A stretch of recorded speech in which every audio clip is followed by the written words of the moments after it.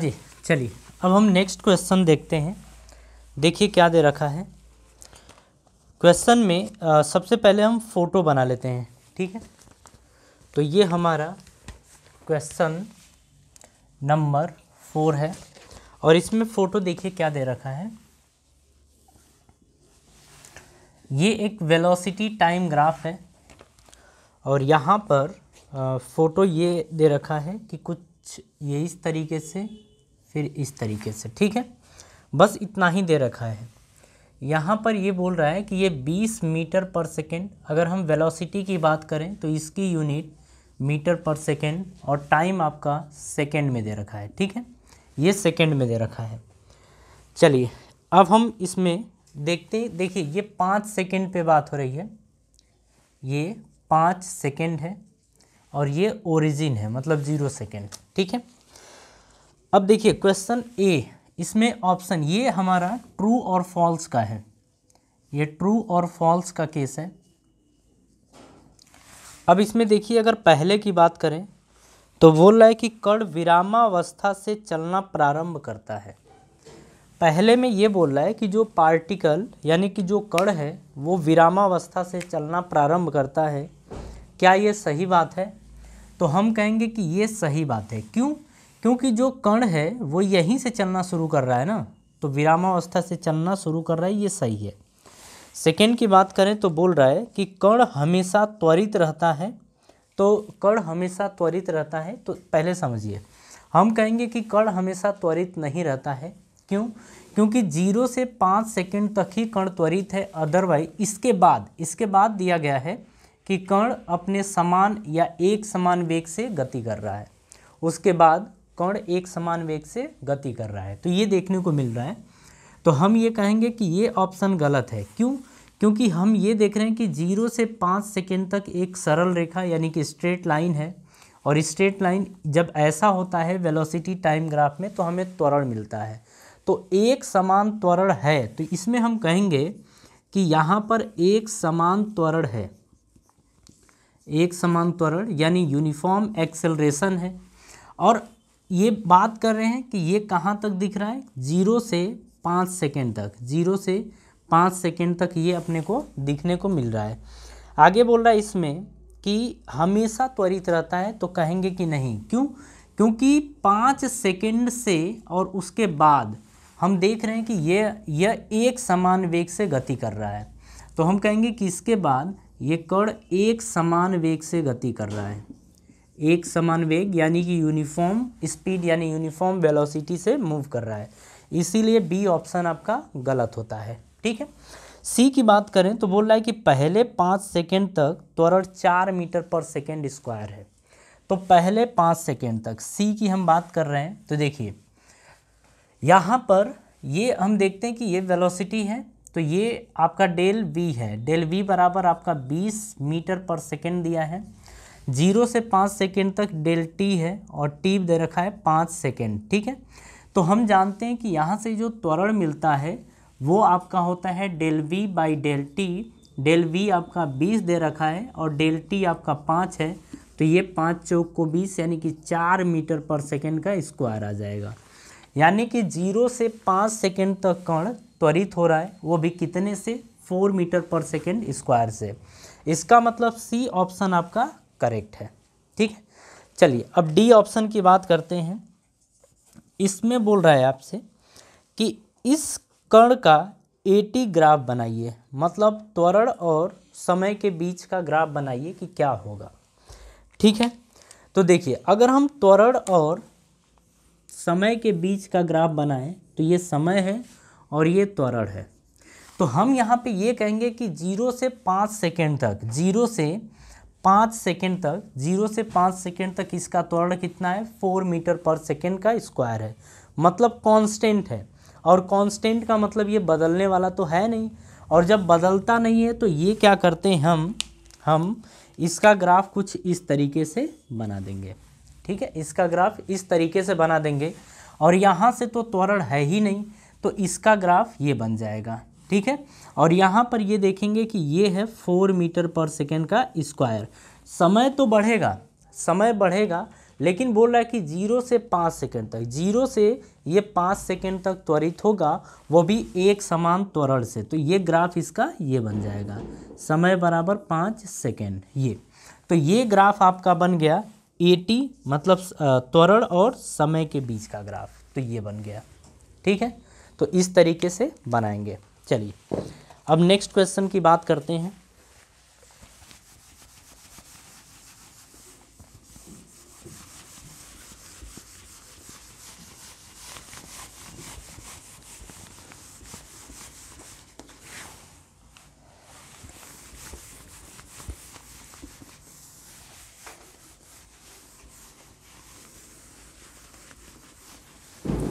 हाँ जी, चलिए next question की बात करें, यानी कि क्वेश्चन नंबर इसमें हम 5 देख लेते हैं। ठीक है, क्या दे रखा है, यहाँ पर भी एक फ़ोटो ही दिया है, ज़रा फोटो देखिए।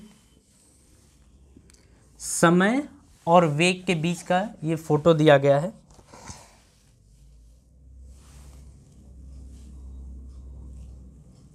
ये कुछ ऐसे हो जाता है। ठीक है, ये ग्राफ दिया है, यहाँ बोल रहा है कि ये आपका मीटर पर सेकंड में है और समय आपका सेकंड में है। ठीक है, ऐसा दिया गया है। यहाँ पर ये बोल रहा है कि ये 10 मीटर पर सेकंड है, मतलब यहाँ पर इस जगह पर, और यहाँ पर आपका 20 मीटर पर सेकंड ये दिया है। समय की बात करें तो ये आपका 6 सेकंड दिया है, ये 6 सेकंड है। ठीक है, अब देखिए यहाँ पर भी हमें ट्रू और फॉल्स यही बताना है। इसमें ए ऑप्शन की ज़रा बात करते हैं।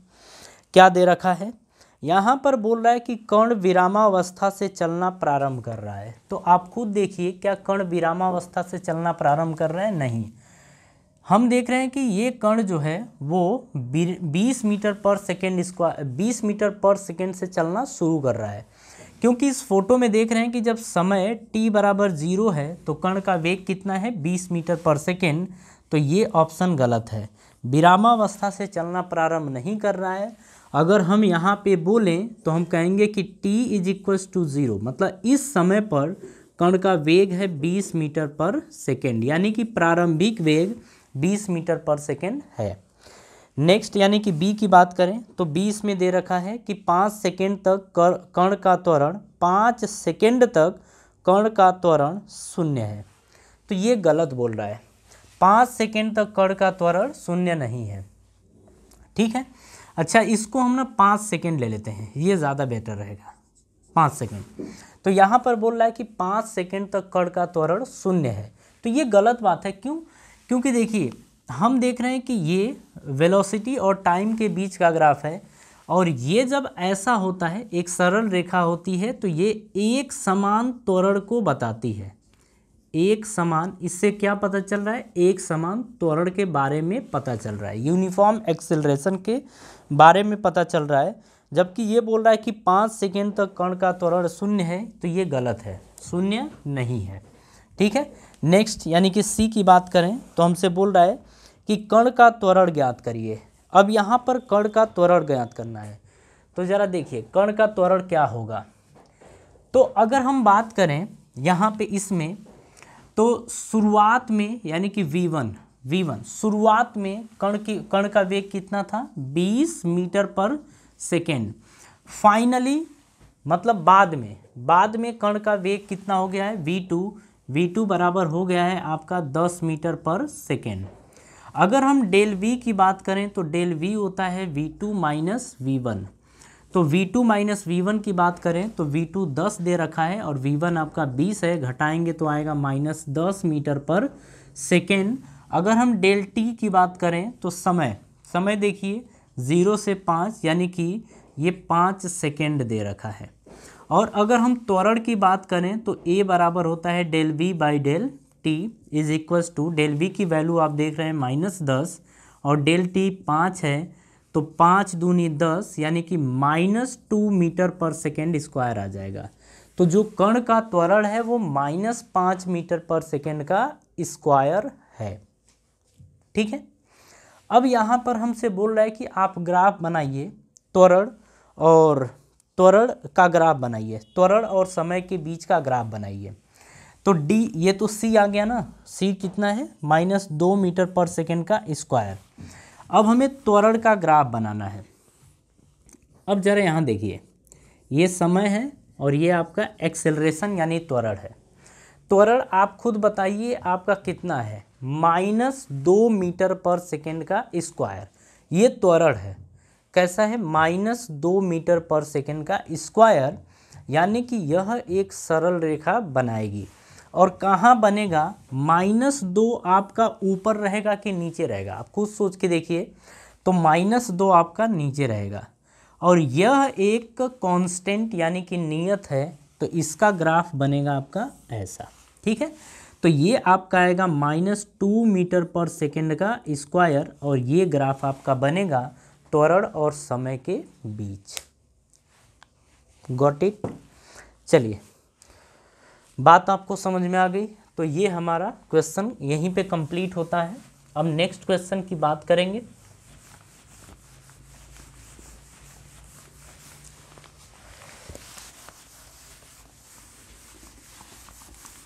देखिए, अगर हम बात करें फिजिक्स में, तो फिजिक्स में आपको न्यूमेरिकल पोर्शन करना बहुत ही ज़रूरी है।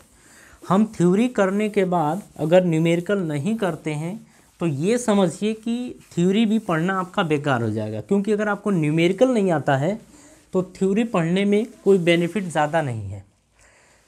जब आप न्यूमेरिकल कर लेते हैं तब आप समझते हैं कि फिजिक्स अपने को आ चुकी है।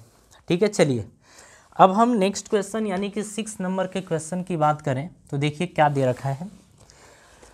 यहाँ पर एक फ़ोटो बना रखा है, ज़रा ये देखिए, ये समय है और ये आपका वेग है v।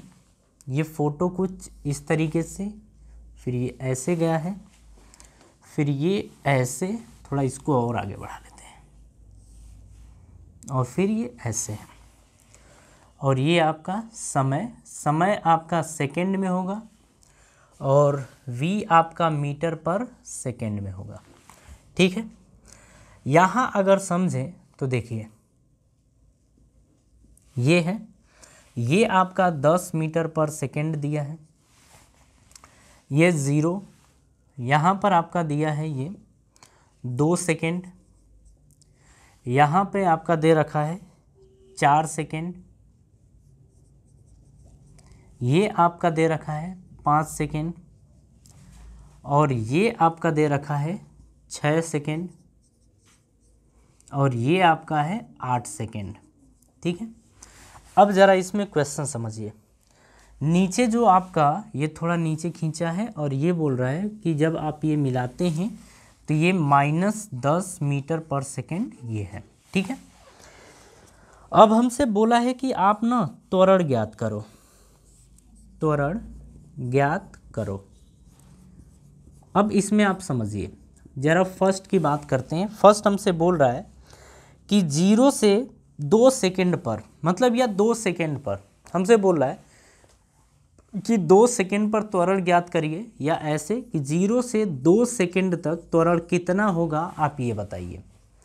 ज़रा अब यहाँ समझिए, त्वरण बराबर अगर आप कहें तो एक्सेलरेशन यानी a del v by del t आपका होता है। ठीक है, ज़रा देखिए यहाँ पे 0 है और जब टाइम 2 सेकेंड हो रहा है तो कण का वेग कितना है, 10 मीटर पर सेकेंड। तो इसे a b और ये c d और इसे आप e ऐसे कर लीजिए। ठीक है, तो हम कहेंगे 0 से a तक, यानी कि o से a तक, तो o से a तक कितना है, 2 सेकेंड है। अगर हम वेग की बात करें तो वेग कितना है, 0 से 2 सेकेंड तक, मतलब कण का वेग। देखिए, अगर हम बात करें 0 से 2 सेकेंड तक तो इसे आप v1 मान लीजिए और यहाँ पर आप v2 मान लीजिए। तो हम कहेंगे कि v1 की वैल्यू 0 है। देखिए, करने का एक तरीका है, हम डायरेक्ट भी कर सकते हैं। v2 की वैल्यू 10 है, तो v2 की वैल्यू कितनी है, 10, यानी कि 0 सेकेंड पर कण का वेग 0 है, लेकिन 2 सेकेंड पर कण का वेग कितना है, 10 मीटर पर सेकेंड है। ठीक है, तो यहाँ से अगर डेल v निकालें तो हम लिखेंगे v2 माइनस v1, यानी कि v2 की वैल्यू 10 है और v1 की वैल्यू 0, यानी ये आ जाएगा 10 मीटर पर सेकेंड। ठीक है, अगर हम डेल t की बात करें तो डेल t आपका 2 सेकेंड दे रखा है, तो यहाँ से a बराबर आपका आएगा del v by del t del v की वैल्यू 10 है और डेल टी की वैल्यू आपको 2 दे रखी है, तो काटेंगे तो 2 पचे 10, यानी ये आएगा 5 मीटर पर सेकेंड का स्क्वायर। यानी हम ये कहेंगे इसमें कि 0 से 2 सेकेंड तक कण का जो त्वरण होगा वो होगा 5 मीटर पर सेकेंड का स्क्वायर, ये होगा। ठीक है, ज़रा अब इसमें सेकेंड पार्ट की बात करते हैं। सेकेंड पार्ट क्या दे रखा है, तो सेकेंड पार्ट देखिए, बोल रहा है कि 2 से 4 सेकेंड तक त्वरण ज्ञात करिए। हमसे ये बोल रहा है कि 2 सेकेंड से यानी कि यहाँ से यहाँ तक त्वरण ज्ञात करिए। आप खुद देखिए कि अगर हम इस 2 सेकेंड पर कण का वेग माने v1, अब देखिए इनको भूलते चले जाइए, अब हम पर्टिकुलर जगह बात कर रहे हैं, यानी कि हम a से b तक की बात कर रहे हैं, मतलब 2 सेकेंड से हम 4 सेकेंड तक बात कर रहे हैं। ठीक है, इनके बीच में।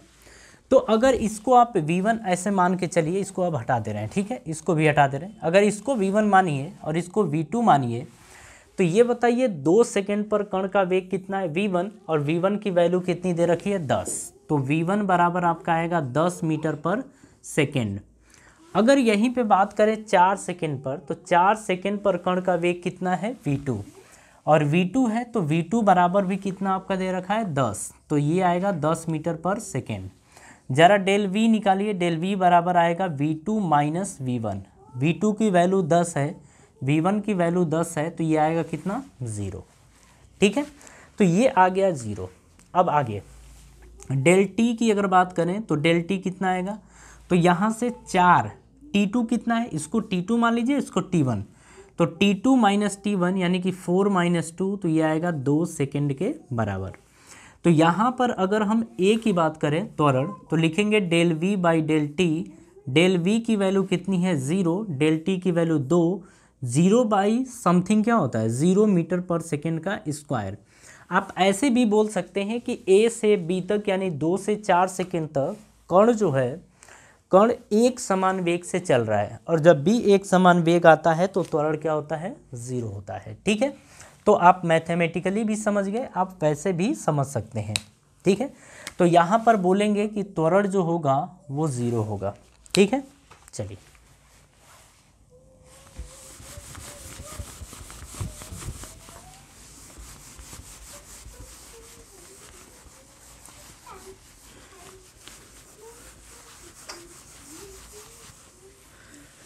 हाँ जी, अब हम बात करने वाले हैं यहाँ पे इसके बाद 4 से 5 सेकेंड तक।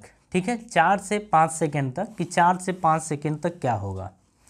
तो देखिए हम थर्ड पार्ट की बात कर रहे हैं। थर्ड पार्ट में ये दिया है कि B से C तक, B से C तक त्वरण कितना होगा, B से C तक त्वरण कितना होगा, यानी 4 से 5 सेकेंड तक, 4 सेकेंड से 5 सेकेंड तक त्वरण कितना होगा, ये बोल रहा है। ठीक है, अब आप क्या करिए, इनको भूल जाइए, अब इसको क्या करिए, यहाँ से शुरू कर रहे हैं ना, तो इसको v1 मानिए और इसको v2 मान लीजिए।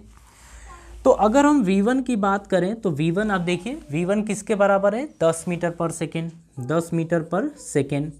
v2 की बात करें, आप देखिए v2 कहाँ है, यहीं पर है ना, और यहाँ पर वेग कितना है 0, तो v2 की वैल्यू क्या आ जाएगी 0।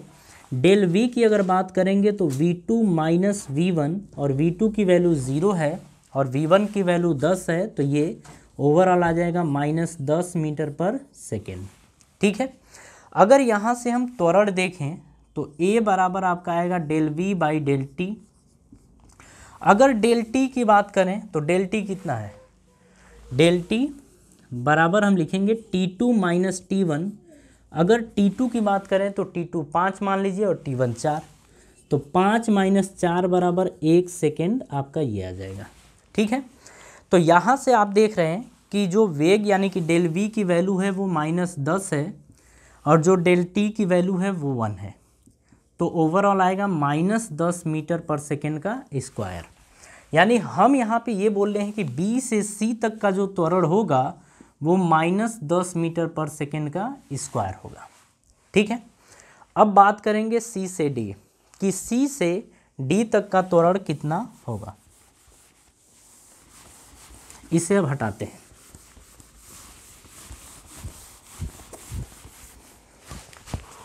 हाँ जी, अब B से C तक के C से D तक की बात करते हैं, यानी 5 से 6 सेकेंड। तो हम फोर्थ की बात कर रहे हैं, यानी कि सी से डी तक। सी से डी का मतलब 5 से 6 सेकेंड तक, 5 से 6 सेकेंड तक ये बात कर रहे हैं, ठीक है। चलिए जी, अगर हम V1 की बात करें तो शुरुआत में पार्टिकल आपका यहाँ था सी पॉइंट पर, सी पॉइंट पर पार्टिकल का वेग कितना है 0, तो लिखेंगे 0। यहाँ से अगर V2 की बात करें तो यहाँ पर, यहाँ V1 मान लीजिए, अरे इसको हटाइए, अब यहाँ पर V1 मानिए और यहाँ पर V2, तो V2 D, और D पर पार्टिकल का वेग कितना है -10 मीटर पर सेकेंड स्क्वायर, तो -10 मीटर पर सेकेंड, सॉरी -10 मीटर पर सेकेंड। तो यहाँ से डेल V जब निकालेंगे तो V2 माइनस V1, अगर हम V2 की बात करें तो -10 दे रखा है और V1 दे रखा है आपको 0, तो जब घटाएंगे तो ये आएगा -10 मीटर पर सेकेंड, ठीक है। डेल T की अगर बात करें तो T2 माइनस T1, तो यहाँ पर T2 मान लीजिए और यहाँ पर T1, मतलब T1 यहाँ T2 यहाँ, तो T2 कितना है 6 और T1 5 है, तो यहाँ पर 6 माइनस 5, तो ये आएगा 1 सेकेंड। और अगर हम त्वरण की बात करें तो त्वरण यानी A बराबर आएगा del V by del T।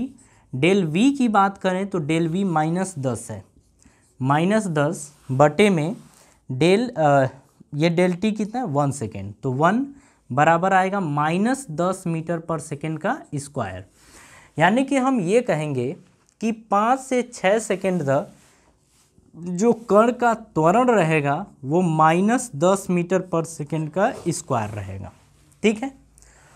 अब देखिए आगे की कहानी, अब हम D से E तक की बात करते हैं, ठीक है। यानी फिफ्थ हम कहेंगे D से E, यानी कि 6 से 8 सेकेंड, तो 6 से 8 सेकेंड तक की हम बात करते हैं। देखिए क्या दे रखा है यहाँ पर, अब क्या करिए कि इसको V1 मान लीजिए और यहाँ पर V2 मानिए, ठीक है, ऐसा मानिए। तो अगर हम V1 की बात करें तो V1 आपका कितना दे रखा है -10, अरे यहाँ है ना, तो यहाँ पे कितना है -10। देखिए ऐसे लेते हैं, ठीक है, ऐसे हमें y एक्सिस के अलॉन्ग लेना है ना, तो y एक्सिस पे वेग लेते हैं यानी कि वेलोसिटी, तो ये आएगा -10, तो यहाँ पर लेंगे -10 मीटर पर सेकेंड। अगर हम V2 की बात करें तो V2 यहाँ पर है और V2 यहाँ का मतलब कि वेग कितना है 0, तो ये 0 आ गया। डेल V की बात करेंगे तो V2 माइनस V1, यानी कि 0 माइनस -10। देखिए V2 माइनस, V2 की जगह 0, V1 की जगह -10 रखेंगे, तो माइनस V1 की जगह -10, तो ये डेल V बराबर आपका आ जाएगा माइनस प्लस, तो ये आ जाएगा 10 मीटर पर सेकेंड। अब हम डेल T की अगर बात करें तो हम लिखेंगे T2 माइनस T1। अगर हम T2 की बात करें तो T2 का मतलब ये, और यहाँ पर टाइम कितना है 8 सेकेंड और T1 कितना 6 सेकेंड, तो हम यहाँ से 8 माइनस 6 यानी 2 सेकेंड होगा। अब A की बात करें तो del V by del T, del V आपका कितना दे रखा है 10, तो ये 10, डेल T आपका दे रखा है 2, तो ये आ जाएगा 2 पचे 10, यानी कि 5 मीटर पर सेकेंड का स्क्वायर, ठीक है। मतलब जब त्वरण की बात करें तो D से E तक यानी कि 6 से 8 सेकेंड तक जो त्वरण होगा वो 5 मीटर पर सेकेंड का स्क्वायर होगा। और इस तरीके से हमारा ये क्वेश्चन कंप्लीट होता है, ठीक है, ये पूरी तरीके से कंप्लीट होता है। और देखिए जब इस तरीके के क्वेश्चन आपके सामने आते हैं तो आप ध्यान रखिए कि इनको करना कैसे है, ठीक है। ज़रा कॉपी करिए, इसके आगे फिर देखते हैं। हाँ जी, चलिए अब हम नेक्स्ट क्वेश्चन देखते हैं। नेक्स्ट क्या दे रखा है वो देखिए। देखिए अगर हम इस क्वेश्चन की बात करें तो ये हमारा क्वेश्चन नंबर 7 है। इसमें देखिए एक फ़ोटो दे रखा है, ये एक फ़ोटो है, ये आपका वेलोसिटी टाइम ग्राफ है, ये मीटर पर सेकेंड में, ये आपका समय है t और ये आपका सेकेंड में है, ठीक है। ये अब देखिए यहाँ पे अपने को बोल रखा है कि फ़ोटो आप देखिए पहले, ये कुछ ये, फिर आपका ये और फिर ये दे रखा है, ठीक है, ये फ़ोटो में दे रखा है। अब यहाँ पे ये दे रखा है 2, मतलब 2 मीटर पर सेकेंड ये है, और ये आपका दे रखा है 2 मीटर पर सेकेंड ये, यहाँ पे 2 मीटर पर सेकेंड, वो भी माइनस में, ठीक है। समय की बात करें तो यहाँ 0 है, यहाँ पर आपका 10 सेकेंड, ये 10 सेकेंड दे रखा है, ये आपका 20 सेकेंड है, ये आपका फ़ोटो थोड़ा उटपटांग बन गया है, ये 30 सेकेंड और ये 40 सेकेंड, एग्जैक्ट फ़ोटो नहीं बना है, ठीक है। बोल रहा है कि वेग समय ग्राफ है, ठीक है, इसमें वेग समय ग्राफ है, इसकी हेल्प से हमें क्या क्या बताना है। पहला हमसे ये पूछ रहा है कि 0 से 10 सेकेंड तक औसत त्वरण बताइए, 0 से 10 सेकेंड तक औसत त्वरण, ठीक है, ये हमसे बोल रहा है। चलिए जी, पहले की बात करें तो हमसे 0 से 10 सेकेंड तक, 0 से 10 सेकेंड तक औसत त्वरण बताना है, ठीक है। चलिए देखिए, यहाँ पर अगर हम बात करें तो आप ऐसे समझिए कि इसे v1 मान लीजिए, 0 से 10 सेकेंड की बात कर रहे हैं, ये a, इसको b, इसको c, d और ये e मान लीजिए, ठीक है। यहाँ पे आप ऐसे मान लीजिए। अब देखिए 0 से 10 सेकेंड यानी कि a से b की बात कर रहा है, आप a से b तक आपको ये चीज़ बताना है, ठीक है। a से b तक हमें ये बताना है। ज़रा आगे समझिए, यहाँ पर हमसे त्वरण की बात कर रहा है, तो ये v1, तो यहाँ पर v2 मान लीजिए। तो अगर v1 की बात करें तो v1 कितना है, अगर यहाँ पर है तो 0 है, तो ये 0, और v2 की अगर बात करें तो v2 आपका, v2 यहाँ यानी 2 मीटर पर सेकेंड, यानी कि ये 2 मीटर पर सेकेंड है। डेल v की बात करें तो ये होता है v2 माइनस v1, v2 की वैल्यू 2 है, v1 की वैल्यू 0, तो ये आ जाएगा 2 मीटर पर सेकेंड। अब हम टाइम की बात करें तो यहाँ t1 और यहाँ t2 मान लीजिए, तो t1 की वैल्यू कितनी है, 0, क्योंकि यहीं पर है। t2 की वैल्यू 10 है, तो t2 की वैल्यू क्या है, 10, ये दे रखा है 10 सेकेंड। डेल t की बात करें तो ये होगा t2 माइनस t1, ये t2 की वैल्यू 10 दे रखी है, माइनस t1 की वैल्यू 0, तो ये आ जाएगा 10 सेकेंड, ठीक है। अगर हम औसत त्वरण की बात करें तो औसत त्वरण हमारा होता है, औसत त्वरण ये होता है हमारा del v by del t, ये होता है। डेल v का मतलब होता है v2 माइनस v1, और डेल v की वैल्यू दे रखी है कितनी, 2, तो 2 बटे में डेल t 10 दे रखा है, तो काटेंगे तो ये आएगा 0.2 मीटर पर सेकेंड का स्क्वायर। यानी कि हम ये बोलने वाले हैं कि a से b तक में जो औसत त्वरण मिलेगा वो 0.2 मीटर पर सेकेंड स्क्वायर होगा, ठीक। पहला क्वेश्चन ये दे रखा था, ये हमसे पूछा था। दूसरा बोल रहा है 40 सेकेंड में चली गई दूरी तथा विस्थापन बताइए, मतलब यहाँ तक में हमें विस्थापन और दूरी बताना है।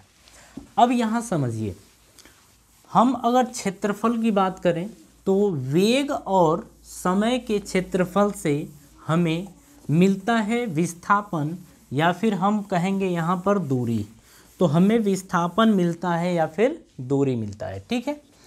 तो अब देखिए हम इसमें ज्ञात करेंगे, यहाँ पर तो हम इसमें एरिया ज्ञात करेंगे, क्षेत्रफल। तो हम यहाँ से ये कहेंगे, आप नोट की तरह लिख सकते हैं, ये हमने बता रखा है कि वेलोसिटी टाइम ग्राफ के क्षेत्रफल से हमें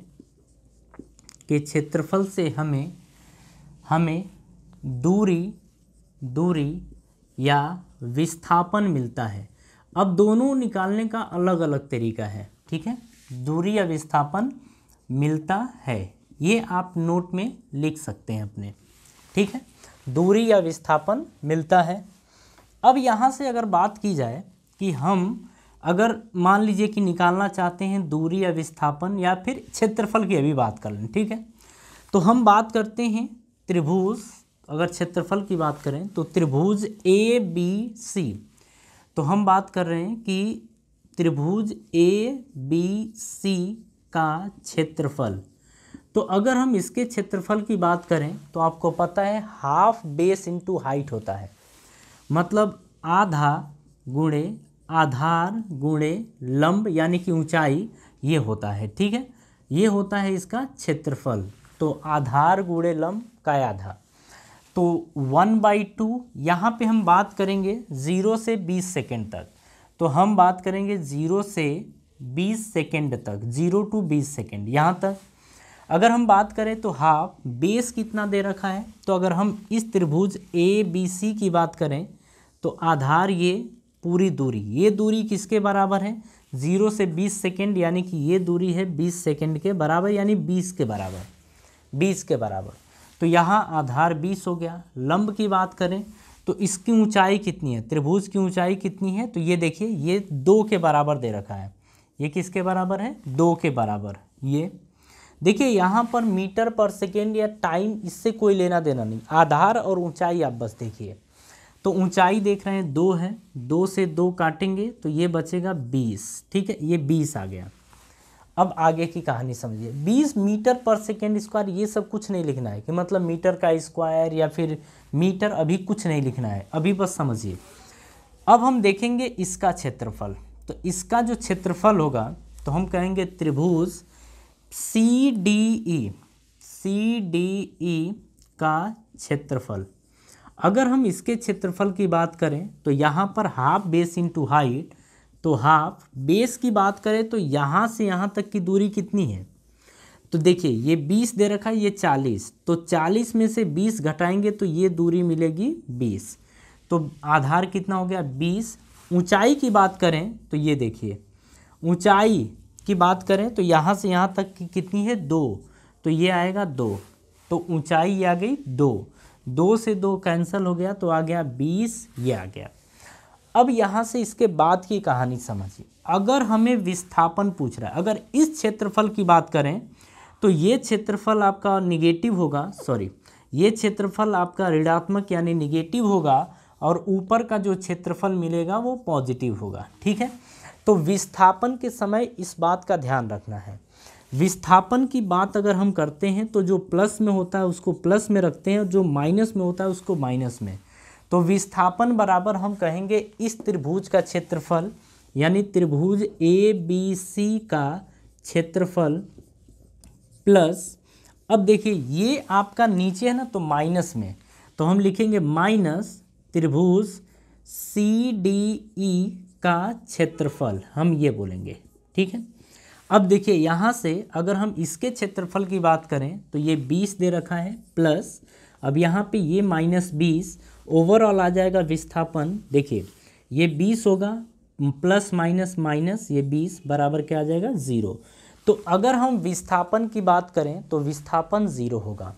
लेकिन अगर हम वहीं पे दूरी की बात करते हैं तो दूरी देखिए क्या होता है, दूरी बराबर फिर हम लिखेंगे त्रिभुज ABC का क्षेत्रफल प्लस, यहाँ पर अब मॉड में यहाँ पर लिखेंगे माइनस त्रिभुज CDE का क्षेत्रफल, यहाँ पर हमने मॉड लगा दिया है। और मॉड के बारे में आप जानते ही हैं, हमने अगर बेसिक मैथ की बात की तो बेसिक मैथ में हमने बताया था कि मॉड जो होता है वो आप इसमें निगेटिव डालें या पॉजिटिव डालें, आप निगेटिव या पॉजिटिव कुछ भी डालें, आपको बाहर ये पॉजिटिव ही मिलता है। मतलब ये एक ऐसी मशीन है जिसमें आप किसी भी टाइप का नंबर डालें, प्लस में डालें माइनस में डालें, चाहे मतलब दोनों में किसी में डाल सकते हैं, लेकिन जब आप बाहर देखेंगे तो बाहर हमेशा ये प्लस में ही होता है, ठीक है।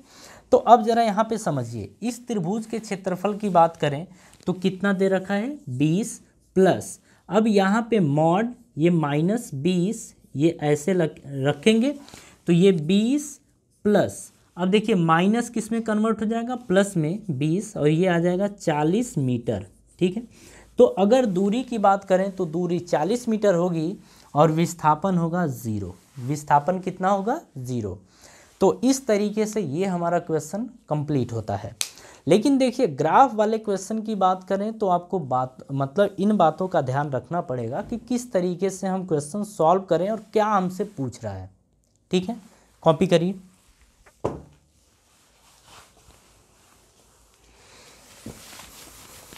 चलिए अब हम नेक्स्ट क्वेश्चन देखेंगे। देखिए क्या दे रखा है,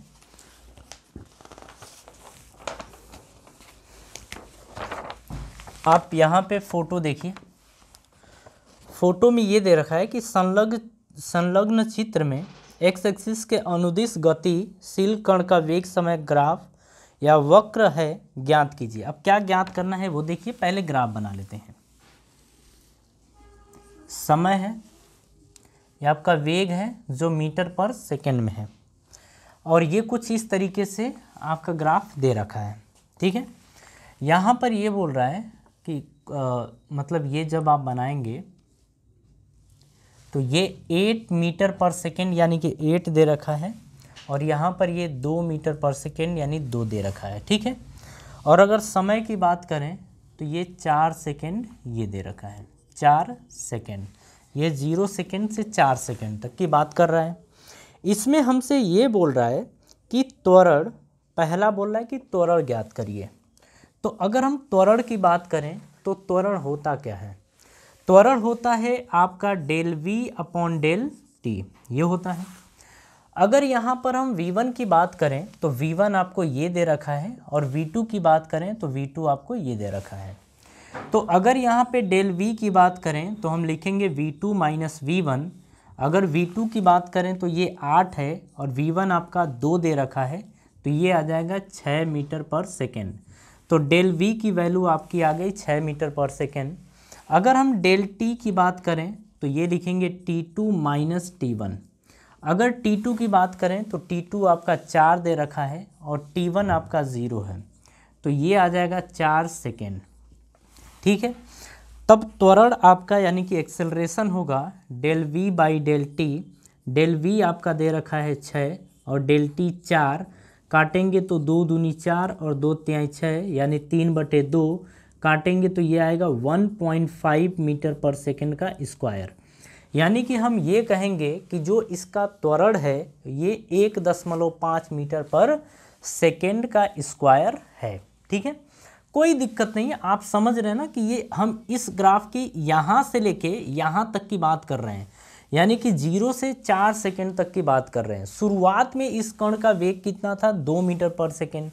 4 सेकेंड पर कण का वेग कितना है? 8 मीटर पर सेकेंड। तो त्वरण इस तरीके से कैलकुलेट किया जाएगा, ठीक है।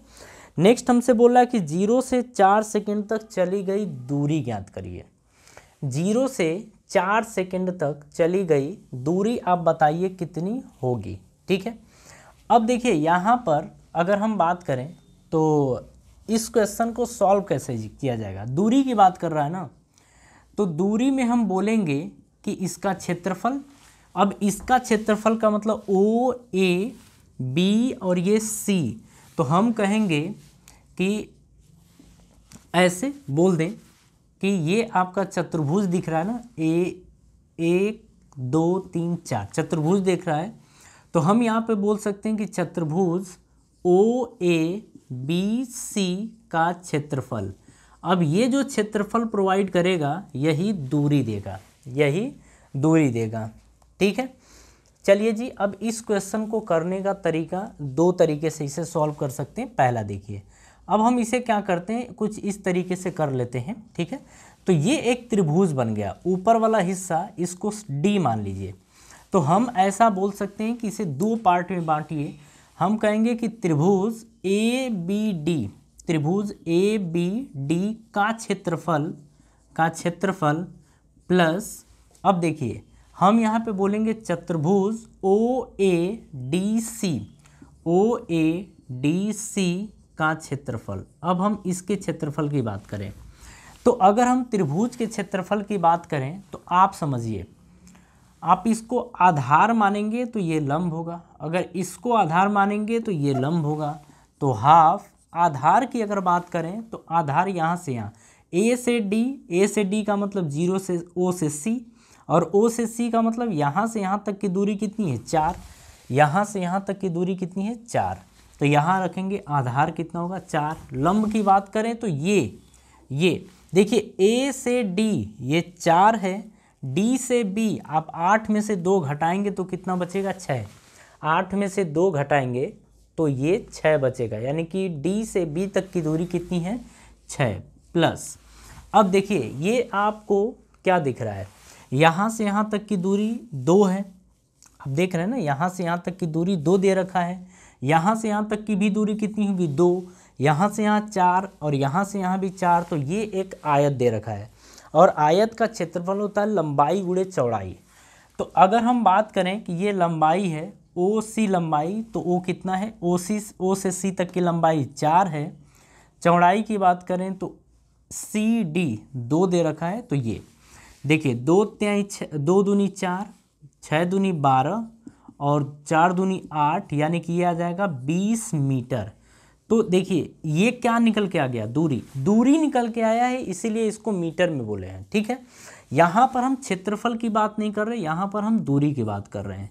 तो हम ये बोलेंगे कि दूरी कितना आएगा, 20 मीटर के बराबर। ठीक है, जरा इसे कॉपी करिए, आगे देखते हैं। चलिए अब इसमें हम एक तरीके से इस क्वेश्चन को और कर सकते हैं।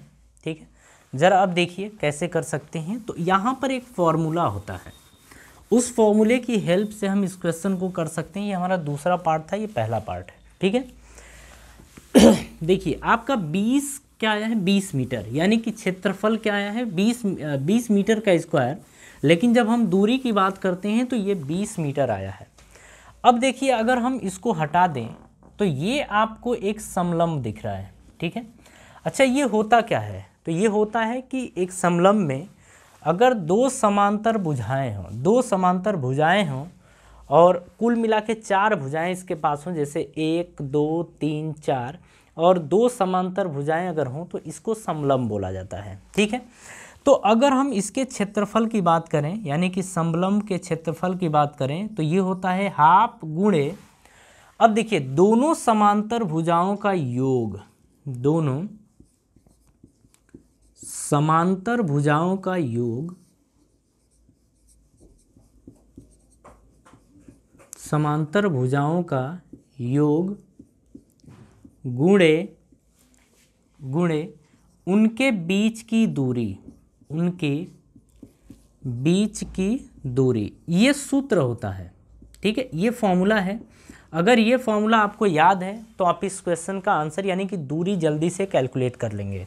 यहाँ से जो क्षेत्रफल मिलेगा वो हमें दूरी प्रोवाइड करेगा, बराबर हाफ गुणे दोनों समांतर भुजाओं का योग, यानी कि हम इसकी बात कर रहे हैं और इसकी बात कर रहे हैं। अगर यहाँ से यहाँ तक की दूरी देखी जाए तो दूरी देखिए ओवरऑल कितना है, यहाँ से यहाँ तक की दूरी 8 है। ठीक है, सी से बी तक की अगर दूरी की बात करें तो ये आपको 8 दे रखा है। कैसे पता चला, बी बिंदु पर इस कण का वेग कितना है, 8 है, तो यहाँ से यहाँ तक 8, तो दोनों भुजाओं का योग यानी कि 8 प्लस एक, ये और ये दोनों भुजाएं क्या है, एक दूसरे के समांतर हैं, योग बोलना है, तो ये प्लस ये। तो अगर ए बिंदु पर देखा जाए तो वेग 2 है, यानी यहाँ से यहाँ तक की दूरी 2 है, तो 2 रखिए, गुणे उनके बीच की दूरी, अब दोनों के बीच की दूरी कितनी दे रखी है, 4, तो गुणे 4। ठीक है, अब देखिए 2 दूनी 4, तो ये आ गया 8 दूनी 10 और गुणे 2, यानी कि ये आ गया 20, और ये जो 20 आया है ये मीटर में। अगर हम क्षेत्रफल की बात करें तो मीटर का स्क्वायर, लेकिन अगर दूरी की बात करें तो 20 मीटर। ठीक है, आप ऐसे भी कैलकुलेट करेंगे, जब ऐसे कैलकुलेट करते हैं तो थोड़ा जल्दी इसका आंसर आ जाता है। ठीक है, हाँ जी, चलिए अब नेक्स्ट क्वेश्चन देखते हैं।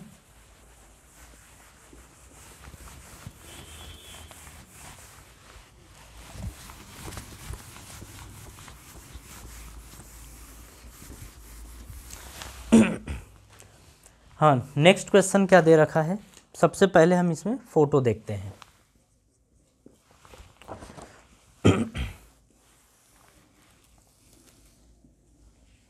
ये आपका टी है, ये सेकेंड में, ये आपका वी दे रखा है मीटर पर सेकेंड में।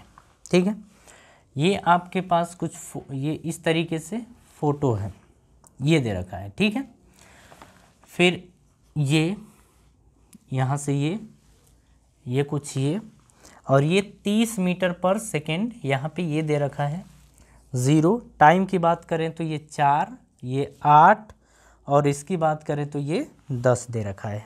ठीक है, ये ए है, बी है, या फिर आप ना एक काम करिए, यहाँ पर आप यहाँ पर ए मान लीजिए, ये तो ओरिजिन है ना, बिंदु की बात करें तो ए बी सी और ये डी मान लीजिए, ठीक है। हमसे ये बोल रहा है कि इस ग्राफ के भाग ए बी, ए से बी, बी से सी और सी से डी से संबंधित त्वरण ज्ञात करिए। इसमें इतना टाइम हम अब नहीं लेंगे, क्यों? क्योंकि हमने ये क्वेश्चन किया है। अगर हम ए से बी तक की बात करें तो ए से बी तक में त्वरण आपका कितना होगा, ये हमसे पूछा है। तो यहाँ पर आप v1 मानिए, यहाँ पर v2 मानिए, तो हम बात करेंगे डेल v के बारे में। तो डेल v क्या होगा, v2 माइनस v1। तो v2 कितना है 30 और v1 0 है, तो यहाँ लिखेंगे 30 माइनस 0 यानी कि 30। अब हम अगर डेल t की बात करें तो डेल t कितना है, t2 4 मान लीजिए, t1 0, तो 4 माइनस 0 ये 4 आ जाएगा।